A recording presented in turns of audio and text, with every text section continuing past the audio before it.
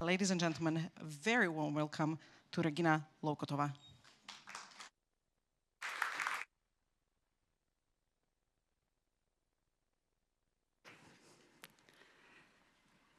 Thank you very much.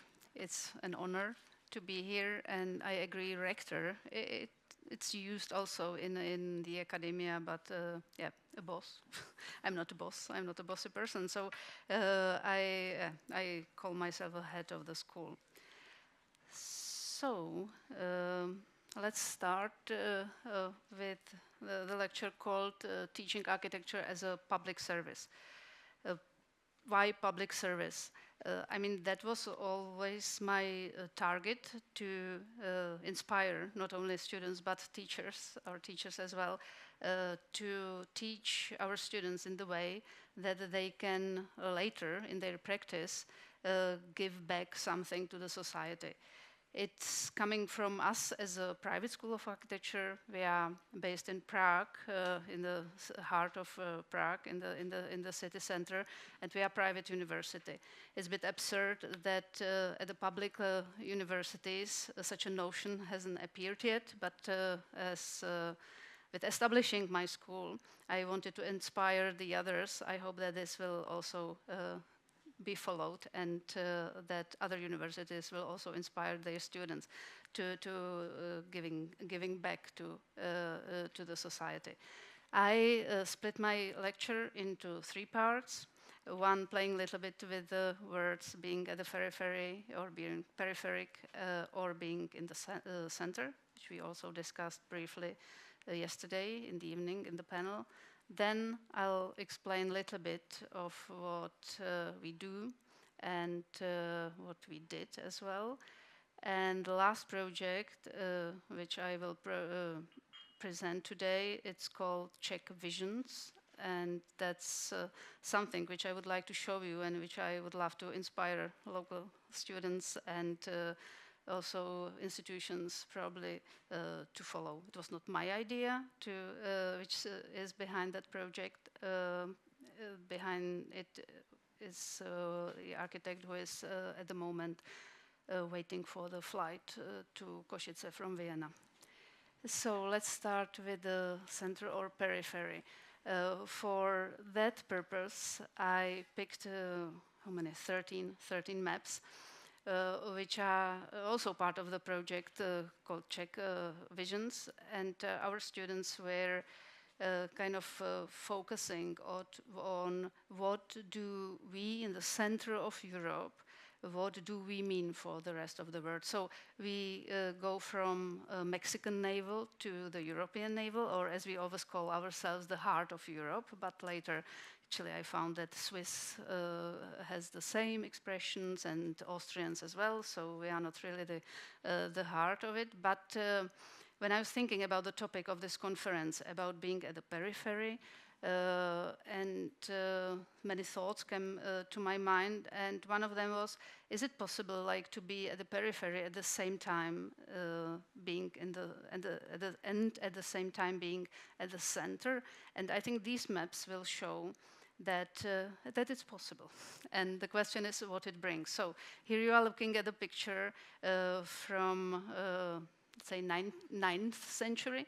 So that was the first state, Great Moravia, which occurred at this point, at this place of in the central Europe. Actually, I'm going to talk about, let's say, Prague, Czech Republic, but as Czechoslovakia existed for in 20th century for some time, which I will be shown later in my maps. I think that the thoughts I'm having about this part of the world, I think they valid for both, for Prague, Czech Republic, as well as for Slovakia. So from 9th century, we can jump into the Holy Roman Empire, like beginning of 1200, and here already you see that we were part of the Western Bloc, being actually at the periphery of it. The third map shows the era of Přemysl Otakar II, the Czech emperor, and during his reign, the kingdom, let's say, or the empire grew quite sufficiently. And this is showing the era of Charles IV, means middle of the 14th, of the 14th century, which we actually till today we admire our Emperor Charles IV, who was a strong monarch, and he not only ruled the kind of the local territory, but he spread it his influence around Western Europe. We can jump over several centuries. We were part, when I say we, now it means Czech and Slovak lands as well, part of so-called Austrian-Hungary monarchy. So now we are turning into periphery again, but of the Eastern Bloc. This is the map, which is quite familiar to both of us, to Czechs and Slovaks. We see the independent state, which didn't last long, last only 20 years. The Czechoslovakia was founded in 1918 and lasted only till 1938, till the beginning of the Second World War. Shortly after, or based on the Munich Agreement, the so-called protectorate, the Sudetenland, were taken from, let's say, very young country, and later, during the Second World War, we created part of the German Empire, and there's a short period when Czechoslovakia was looking like that. So, being in the center, not yet part of either West or East. But for, how many years? 1948 and 1989, we were part of Eastern Bloc. Here, indeed, the Soviet Union, that orange is missing at that part of the map. Again, very peripheric. Yesterday, we spoke about the phenomenon of borders. I mean, does it mean that if I'm at the periphery, I'm close to the border or not? And I think the border and the quality of the borders, are they permeable or are they solid? Or is the border iron curtain, as in this case? I mean, that's disadvantage. And yesterday I mentioned that I would rather live in Munich, for example, being at the border, at the periphery of western part of Europe, than living in Pilsen or Asch or Karlsbad, which was on the other side of iron border. It means that the quality or the characteristics of the borders also profoundly influences the periphery, or the area which actually are enclosed to the borders. So we have another picture here showing only Czech Republic, and now at the end, the last picture shows how we are at the moment. So we are in the center. Now we are not at the periphery, at least we think about us as being heart of Europe. I always think about this fact when I am departing from Prague, like yesterday, and seeing the local airport we have, which is really small, almost empty airport. So coming to Vienna, for example, where tons of people are moving from place to place, then I feel, oh, we are not in the center, we are at the periphery. That was let's say the historical moment of my lecture, and I'll go to the middle part called Archive and Recite.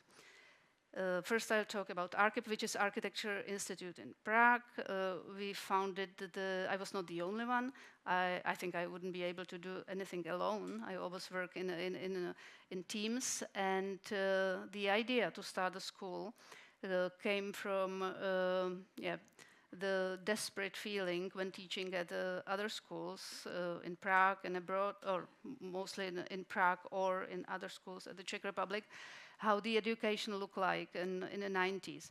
Actually, right after 1989, the situation was very positive. I was happy to celebrate my 18th birthday with the Velvet Revolution, so I had a chance to meet many people who came from abroad, the architects who emigrated, who were forced to emigrate, or who just left Czechoslovakia and came back after 1989, and they were invited by the dean, and they participated in our education.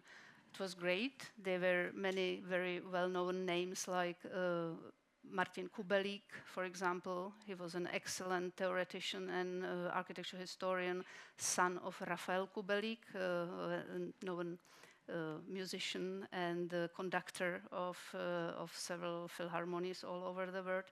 It was Miroslav Schick, Swiss architect who is still active. He has a studio in Zurich, was teaching at ETH after his engagement at CTU in early 90s, and then other architects. I was taught also by Martin Rubik, who later became my husband, and he was the founding partner of Snøhetta, the Oslo-based international office, architecture office. And you may know some of their work, like Alexandrian Library in Egypt or Opera in Oslo.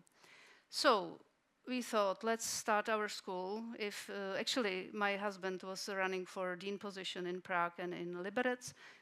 He was elected in Liberec as a dean, but he was not allowed to take the position because, as it was stated, nobody knew what he was doing until 1989, and whether there are not any kind of stories only. So what was his real work was not clear for those who decided. So rector never appointed him as a dean, and I was running for dean position in 2005, if I remember, and I came with the questions, about 70 questions. Why do or questions and explanations? Why do I run for that? I was not elected, and then we thought, okay, let's start our own school and let's teach what we want to teach, and let's teach in English, because we thought that that could attract many international students and faculties, and that we can make some kind of a unique school. This is one of my projects. I'm not only an educator, I'm also an architect. So this was the project we did with our students also for the international competition, which was held in 2002 to 2003 for Cairo, for Giza, was a Grand Egyptian Museum, when we were selected from about 2,000 projects, and we made it almost to the first place, but ended up at the 6th place. We placed all the museum underground and trying to hide it from both temperature and because of the safety reasons. So that project became kind of a successful.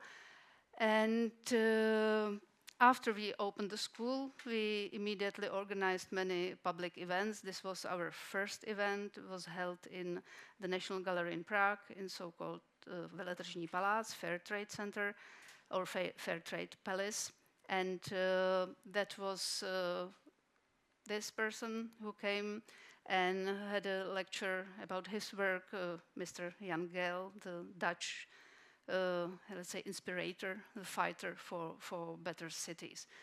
So staying at the National Gallery was the first place. Why I'm mentioning it, that we are kind of a nomad school. We are moving from place to place. Being in Prague, being in the city, which is really, let's say, becoming more and more expensive, more difficult to find your place. Right after, I think, 1 year, 10 months, we moved to this space, which was close by in Holešovice in Prague 8, and we created this kind of a space. We were lucky to have first group of students, around 25 students, which we started with, and we started to teach, let's say, in a very I don't want to say innovative way, but we rethought the study programs which were kind of practiced all around Europe and world. We compose it from like, let's say, theoretical, practical courses, trying to make, are trying to invite interesting people who are not teaching, who are just contributing by, having a lecture and so on. Here you might see somebody who could look a little bit familiar to you, sitting in the first row here. So I'm happy to take part in the same conference as Ben. Yeah, and then I couldn't, when I found this picture, I couldn't resist to place it here. And this is some of the work we've done, because also Maria Ajolova, probably you have noticed her name on the screen when Mitchell was lecturing. She was our partner for some time. She collaborated with the CIKE, which is a Center of Education and International Exchange. Yeah, it's a bit similar to that. So she was leading their program, which she called Global Architecture and Design, invited schools from Prague, Barcelona, and there was one more, which I now cannot recall. So this was this kind of a bit different approach, the speculative architecture. So for example, this is the project which was done by one of the teams, speculating about, what to do with the center of Prague. Probably some of you might be familiar with Sovové Mlýny, which is a gallery, which is a place in the center next to the river, former mill, where the collection of Mrs. Loukotová is placed at the moment. So indeed, how to treat the water, how to allow people to engage with the water, and to attract also local people to the city center. So that was a part in Holešovice, which just before Corona, we moved to the Docks, Center of Contemporary Art. Was a new addition to the gallery, where we moved the school, and I thought, okay, this is the place where we could stay forever. The connection with the Gallery of Modern Art, with a huge concert hall or conference hall, which is actually underneath the students. Kind of gave me the trust to be there forever. But then Corona hit, and we had to leave the space. And we were looking for a new space, couldn't find anything, and luckily, or finally, we were taken by the CIKE Institute, which is, the name which I try to interpret for you. But it's an American program which brings international or American students to different parts of the world, and they do projects together. And suddenly, from one day to another, the center became empty. So we had a chance to spend 3 years in this building, which is just next to Vyšehrad Cathedral. After that, or not after, but during those 3 years, I was desperately looking for a new space. I was thinking, why not to stay on the river? So that was the cargo gallery boat, which we found, and suddenly got really inspired to, why not to have a school on the boat? Could be cheaper, and probably we can also move for summer workshop to whatever, Dresden, and yeah, it was like too much like for us. And actually the boat, I met the owners, which reconstructed the boat for a European mix of European money and their own finances. And I think I have one more, the winter, which is now kind of actual weather forecast or the weather conditions. So after first meeting, when they just gave me all different advices how to restore a boat, or you should buy a proper boat, what you should care about, the cargo boat is the best, then you can build whatever. And on the second meeting, they said, actually, this one is for sale, so why don't you buy it? But we didn't get a loan from bank, and I think at the end I'm quite happy. So we ended up in this traditional building of Czech Technical University in Albertov. When I got here to Košice, and I've seen for the first time this Kulturpark, I was so much reminded of the conference and festival we organized in Prague from 2011 till Corona, also for 10 years, which was called the Reside. And the idea behind that was to invite many professionals from abroad to show us, to show the Czech local architects, local planners, local municipal members, how to plan a city. I was not alone again. I was together with Martin Berry and Milota Sidorova, the Slovak landscape architect. And for the first festival and conference, which was held 2011, we invited Raumlabor from Berlin to build their pavilion, which was bit wet and warm pavilion where some of the public events were held, like the jazz afternoon or waltz, or I don't remember exactly. So that was it. We organized a competition for architecture students about what to do with the river banks, how to treat the river in Prague or general in the cities. So the results were exhibited publicly as well. Here are a few photos from what we do. We try to do small projects, bigger projects.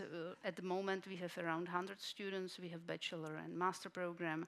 And we say Prague is the laboratory for our students. We are really based there. Most of our projects are held there. Indeed, I built the school in the way I would also always wish to study. So some of our philosophy classes are held outside. We also collaborate with local businesses like City, maybe some of you have heard about. So our students are going for 2-3 days workshop there every year to build with the owner, with Mr. Karasek here. To the left, to build furniture there in their factories. And it was 2 weeks ago when our students got to Litomyšl, an incredible city in the Czech Republic with plenty of high quality architecture, where we also help to clean the city a little bit. So now can I ask how much time I have left, because the clock doesn't work here. It's 14:23, and oh, it means that the speakers are still in the air. Approaching fast, so they're approaching fast. But let's make it another 10 minutes. Okay, good. Great. I think that's what I would need for the project I want to show here, which started in 2022 when Vinimas got an invitation from Dalibor Hlaváček, the Dean of Faculty of Architecture, Czech Technical University, to teach there. And then, because I knew Vinny from before, actually, I knew him from the Reside Festival from the year 2012, I think, when he was our speaker. I thought, why should only the students from CTU get benefits of, being part of his educational methods and his inspiring way of teaching. And I thought, let's invite other schools, let's invite Liberec Brno and collaborate on the project together. So then what kind of project we should collaborate on? And then Vinny came with his methodology to make, at this moment, it was called Czech Fantasies. Please don't try to Google Czech Fantasies. That's what we did at the beginning. And so then we turn it later to Czech Visions. So we brought together 5 schools of architecture, including also the Technical University in Delft, where Vinny is a professor. And it was more than 150 students. And we tried to get students think about what the Czech Republic wants to be. There are many ideas which are like spread. There are many, let's say, startups, many individuals who think about it, but kind of there is no, let's say, institution. If I, take an example from our bubble, from like planning and architecture in Holland or in Netherlands, they have a company or let's say an institution who is responsible for planning of the state of the country. We don't have anything like that. I think it comes up from the skepticism which we have, which we still have towards planning in general. Some of you know how the planning was done between 1948 and 1989 in our part of the world. The planning was always distributed in, at the beginning, the 2 years plans, then 5 years plans. But you can imagine how those plans look like. And my generation, we were mostly educated by the teachers who actually were part of that planning. So for us, it's the skepticism which we have towards planning in general is kind of understandable. But we wanted to take the example from abroad and Winnie's methodology. How to inspire students, how to make them think about the whole, not to concentrate only on a particular small plots, but how to include the whole country. I think was very very positive and inspirational. And on the top of it, we got a new president last year. Was it last February or 2 years already? And he actually called for such a visions. He asked society, please help me to establish the vision for us, for our republic, where we want to go. What do we want to be? Do we want to be like a high-tech country, or we want to be a low-tech country? Do we want to be fast or slow, as it was mentioned here before? Yeah. So all this was our inspiration. That was the semester plan, and we started at the CAMP, which is Center of Architecture and Metropolitan Planning in Prague. You always have to find some positives on kind of a negative sides of our school, which is a lack of space. We never had enough space, so we are using the external conference rooms and other rooms to present our work or to organize workshops or student sessions there. So that was a great occasion sorry, that was a mistake, to start the collaboration. So when it was online, our students were in also Liberec and Brno were connected. Another difficulties was the difference in timetables, kind of in the academic schedule. Every university in our country starts in different time. So harmonizing all that was not a piece of cake. So here we invited several guest lecturers who kind of lectured on how to collect data, how to work with data, how to search for different ideas and or let's say themes and topics. These were the workshops we organized at our school. We have 5 studios, so it was quite difficult to actually apply the methodology coming from, let's say, outside into our studios. We have some of our teachers were very resistant to that, and they always try to, to teach a little bit on, in their ways. But at the end, I think we managed. And then the students came with, they were looking for, let's say, their topics, their themes. Extremely interesting work. One of them came with queries. There are plenty of queries in the Czech Republic, so what to do with them, what to do with the queries which are not in function anymore, how to inhabit them. Here you see the final product, so you can see always the titles like try to inspire students to actually name their project, then pick up some keywords and describe a little bit what they are about to research or what topic they are going to work with. Another project was concerned with football fields, how many football fields we have all over the Republic. Many of them are really not used or they are in a horrible standard. So what to do with them, and how to inspire, the local football trainers and football administrators to better use those fields because they occupy an enormous amount of space. Sorry. So, for example, this is the kind of a typical picture of some of the football fields. The catchy title, CZ is Panelák. So here, I don't know if it's possible to read that, but it's about the time spent on commuting from place where you live, if you live outside of the city to your work, what that means. Also the current state of some of the outskirts of Prague, not only of Prague.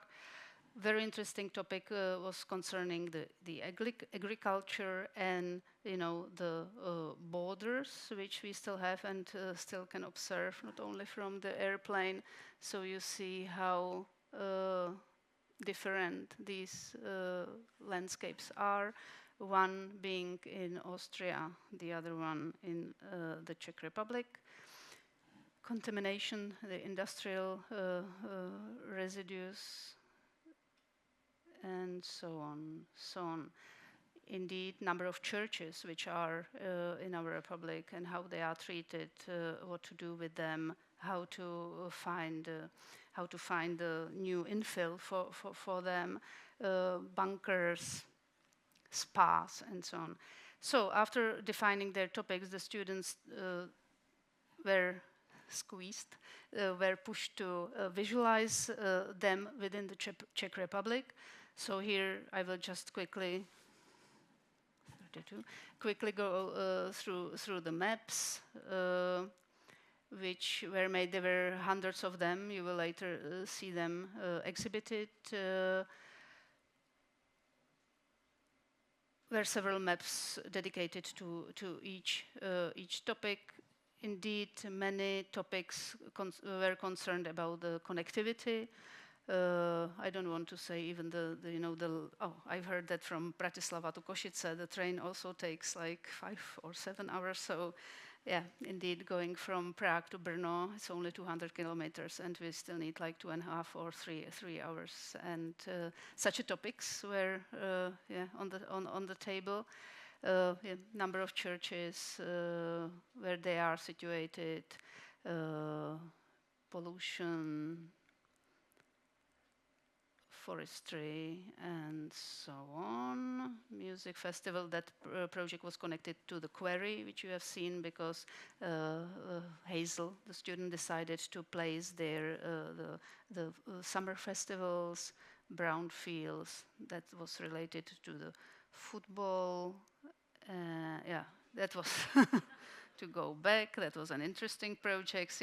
Was an Egyptian student, and he proposed beer tubes. That actually from the brewery, not a water kind of system, you would have a beer system directly to either to your home or to the pub. Indeed. This one again, the spirituality. Actually, these rankings I should have shown before, because before the students placed their thoughts and ideas on the map, we were trying to figure out where the Czech Republic stands among other countries within European Union. Actually, the conclusion was that we are very average. I think the only ranking we were on the top was the CO2 emission. There, I think we are second or first. Otherwise, we were very much in the middle. So these rankings were quite interesting as well to actually position ourselves within European Union. And then the questions and the ideas the students had, they shared together with others at the first big workshop, which was held at the Faculty of Architecture, where the question was were posed, and the students were inspired to sketch all of them on the map. So it was a giant map, and here you can see the all the maps which were hanging here, and I think these are the rankings which are behind the staircase wall. So they would like confront what they've done at the different schools, and we had a kind of a, let's say, square table around the map. And actually, without wanting it at the beginning, we managed to hang the map on the wall, and it stayed there entire semester. Yeah, that was all of us, but that was not the end. Indeed, we presented the results after the end of the workshop, and then decided to show them not only as a sketch, as a giant sketch, but as a model. So here you can see the gift, or partly gift, which we got from Solodor, which is a Czech producer of interior doors. And we got 150 doors, which we decided to use for our final model. So here's some more pictures from the workshop. Part of the workshop was also shooting videos about the project, about what students think, what topics they want to raise up. And there is also a book being prepared at the moment. I have one copy in my backpack. I forgot to take it here with me on the stage. All part of it, and these are already the results that working like before and after images. Sorry, showing, yeah, whoops, like that. The Czech football. Oh. Inhabiting for example, the football fields and so on. Train station, adding another train station there.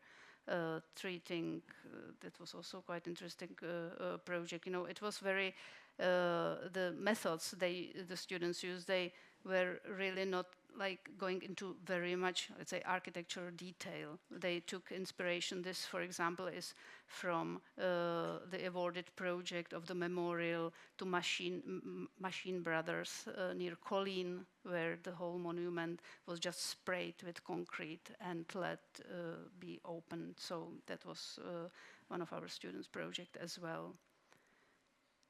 And I think that I will end up with a final exhibition, which was held in summer 23.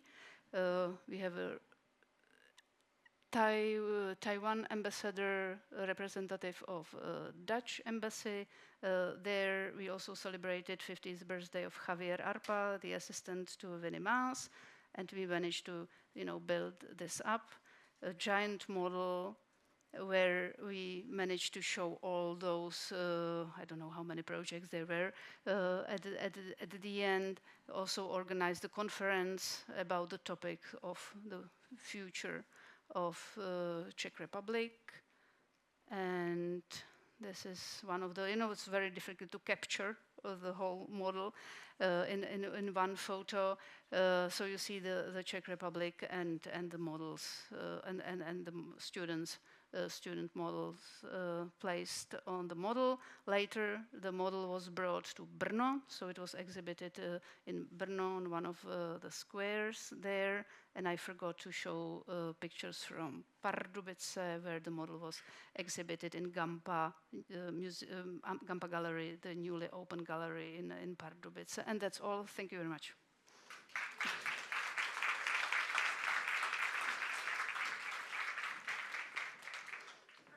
Perfect timing, by the way. I love it how you say we're average, and then have you looked where Slovakia was?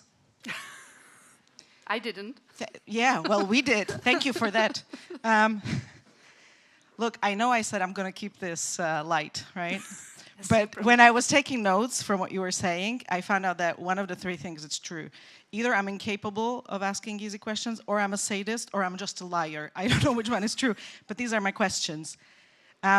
Going back to the maps that you were showing at the beginning, right? And that was interesting, you were talking, and here we are at the periphery, and here we are at the periphery, and now we say we're in the center, which is funny because you've always been in the center, right? It's not like you moved on the map. right? Like that sounds like a pretty permanent condition. Right. So it made me think that being in a periphery or being in the center is more of a relative thing. It's like a perception. Why do you think that your nation and our nation as well has a constant feeling of being in a periphery? Like, I don't know of many people who live in Rome and say, we're in the periphery, right? Like that, and they clearly are in comparison to us. Is it a self-esteem thing? Is it a cultural thing? Is it... That's my opening easy question for you. Indeed, I asked you a very easy question at the beginning.